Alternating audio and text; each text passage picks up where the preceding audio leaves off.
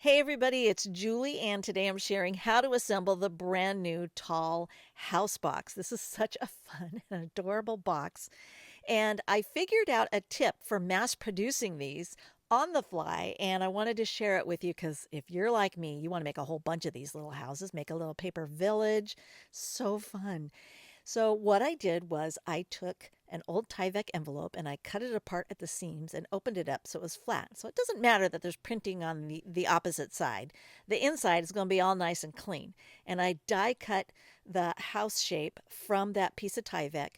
Why Tyvek?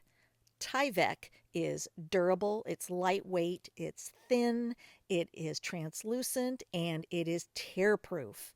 So it's going to make an excellent template because it'll hold up to all the abuse I'm going to give it by making all these boxes.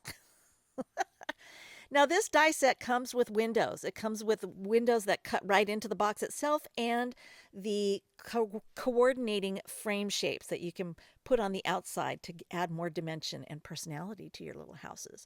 So I'm going to take the interior cuts first.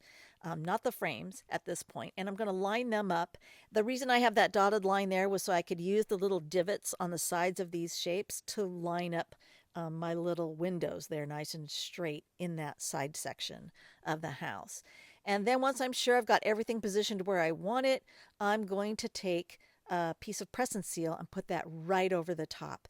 And I'm going to burnish it down so it sticks to the dies and it sticks in between, all those spaces there right over the tops of those dies. And there you can see how you can see through it. When you hold it up to the light, you can easily see that you got your dies in the right spot. If they aren't, you can reposition them before you proceed. Now I'm going to trim away the excess and I'll have enough left over to use on another template. And I actually die cut a number of Tyvek houses from this envelope that I had, and I'm going to use them to make the templates for this. And when you're tired of it, then, make a new template and rearrange how you're using those windows. So now to make a box, you need two of these house shapes because they're going to attach together to make a full box. And I've lined up the template onto this first shape, which was cut from some craft cardstock. And then I'm going to use some of that low tack masking tape or the frog tape to make sure nothing shifts as it goes through my die cutting machine. And there you can see I got my windows all perfectly positioned, and I can do this like over and over and over again really fast and make lots of houses. I'm really stoked about this. So now to make the other side, I really only need to cut that side panel with those two windows there. So I'm going to slide this down towards the bottom of my cutting pad. And again, using the painter's tape to line everything up and anchor it so nothing shifts. And then I'm going to take the top cutting pad and do what's called partial die cutting.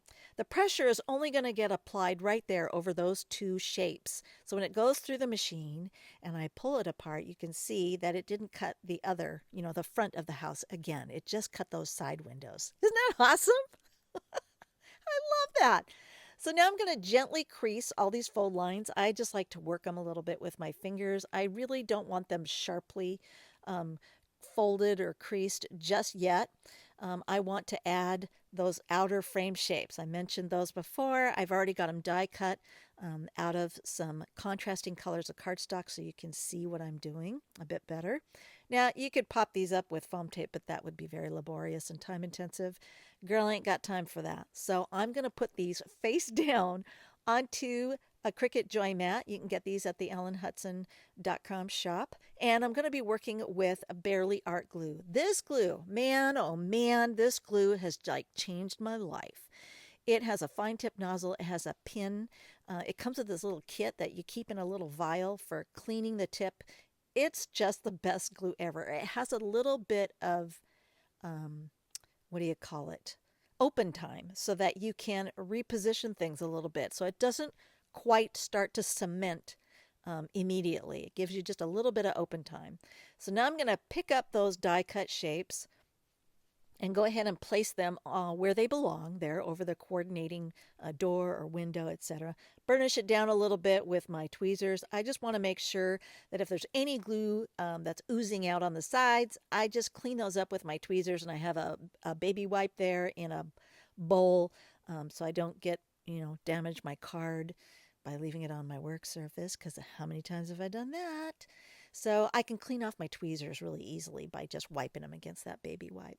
So now I'm just going to go ahead and get all of these shapes. And I tell you what, that little Cricut joy mat also really helps hold those in place, and it makes it very quick and easy to get those glued on.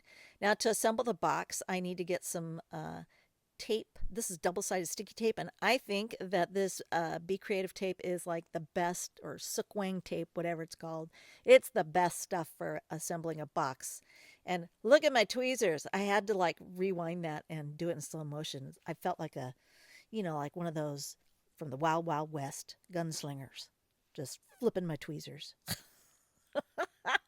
So now I'm going to hook these two together there at the sides, and then I'll flip it over and remove the liner paper from that other one. For some reason, this is like the easiest way for me to assemble the sides of these boxes and make sure that they're all lined up flush and square.